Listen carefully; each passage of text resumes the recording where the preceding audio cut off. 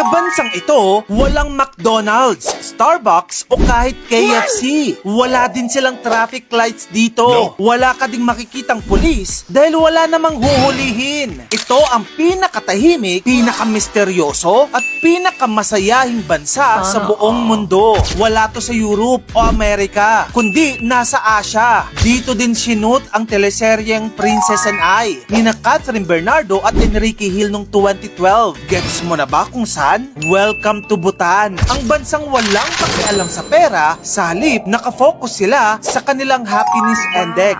Bhutan is the only country in the world na may official Ministry of Happiness. Oo, may departamento sila na ang trabaho lang ay para siguraduhing masaya ang mga tao. Pero sulit na sulit ito dahil ang kapalit nito ay zero pollution, tahimik na paligid at slow living lifestyle. Sa bansang Bhutan, hindi lang puro saya. Pinagpala din sila ng breathtaking nature. Panalo ang sceneries, snow-capped mountains, royal palaces, at mga templong parang sinaunang paintings na nabuhay. And get this, doon sa Bhutan, bawal ang plastic. Seryoso, yes, alam naman natin na may mga ilang parte na sa Pilipinas may pinagbabawal ng paggamit ng plastic. Pero yung Bhutan, they did it before it became trendy. Bhutan already banned plastic bags as early as 1999. At ang mga groceries nila, nakabundle yan sa dahon o mga eco bags. Sa bansang Bhutan, hindi GDP ang basehan ng pag-unlad. Ang sukatan nila, gross national happiness. Oo, sa kanila, ang mas mahalaga ay ang mental health ng kanilang mga kababayan. Priority din nila ang kultura at kalikasan kaysa sa profit o pera. Wala silang pakialam kung gaano kayaman ang bansa mo. Kung stress ka naman doon, talo ka pa din. Imaginein mo din to, 70% ng kanilang buong bansa ay forest, protected by law. Hindi mo pwedeng putulin basta-basta ang mga puno doon. Kaya silang unang bansa sa buong mundo na carbon negative. Mas marami pa silang nililinis na hangin kaysa nilalabas. Wala ding traffic lights sa bansang Bhutan. Oo, legit. Ang nagkokontrol ng traffic, mga uniform traffic officers lamang, na minsan parang sumasayaw pa sa gitna ng intersection. Kung sa Pilipinas yan, baka trending na agad sa TikTok. Pero hindi lang ganyan ka-unique ang Bhutan. Kung gusto mong bumisita, may $100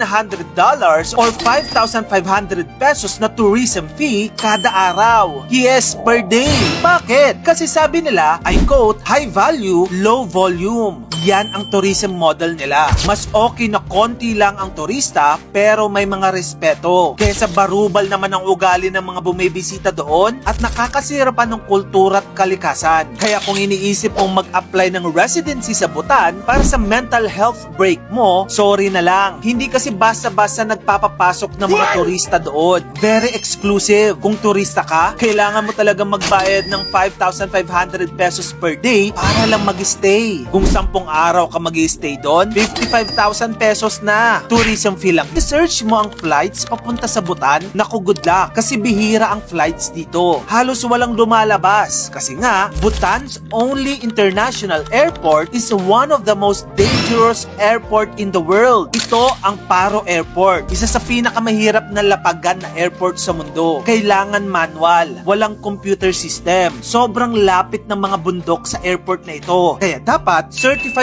pro ka na pilot para makalapag. Pero kung sinuwerte ka at makahanap ka ng flight, prepare around 60 to 80,000 pesos para sa isang round trip ticket. Grabe no, parang biyaheng New York na din yan. Ang tanong, bet mo ba? Kaya naman mga kamag-gano, minsan ang kayamanan, hindi mo makikita sa bank account yan, kundi sa peace of mind, sariwang hangin mula sa bundok at ngiti ng taong walang inaalalang utang. Ito ang pinakamatalinong tao sa buong mundo ngayon.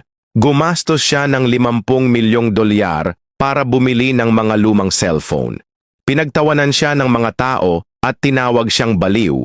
Pero ang kalokohang ginawa niya ngayon ay kumikita ng $80 milyong bawat taon. Bawat umaga, napakaraming cellphone ang dumarating sa kanyang pabrika. Puno ang mga ito ng basag, alikabok at sirang takip. Para sa karamihan, ito ay walang kwentang basura. Pero para sa kanya, ito ay kayamanang mas mahalaga pa sa langis.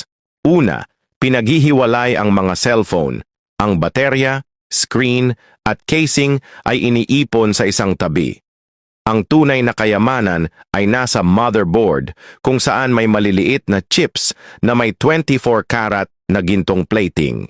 Nilalagyan muna ng degolding powder ang isang palanggana saka binubuhusan ng mainit na tubig. Inilulubog ang motherboard sa degolding solution para hugasan ito. Ang mga dilaw na bahagi ng motherboard ay nagiging kulay pilak habang lumalabas ang ginto. Huwag maliitin ang isang manipis na motherboard.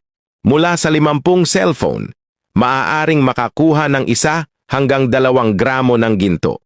At higit sa 1 bilyong cellphone ang itinatapon bawat taon. Sa mata ng ibang tao, ito ay walang silbing electronic waste. Pero para sa kanya, ito ay tuloy-tuloy na agos ng ginto na ginagawang kayamanan ang basura.